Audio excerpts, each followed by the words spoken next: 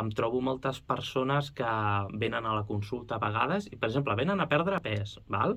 I què passa? Que gairebé tots, al cap de 2 setmanes, quan ja comencen i fem una dieta, un pla d'adaptació, d'alimentació, acostumen a dir sempre la mateixa cosa, gairebé tothom que ve a perdre pes i succeeix al cap de 2 setmanes. I no és pel pes, precisament.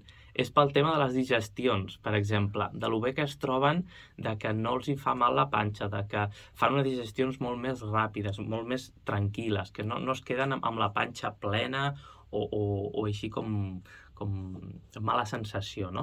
I és una cosa que amb el temps et vas donant compte, no? I dius, ostres, és veritat que tots tenen això en comú, no?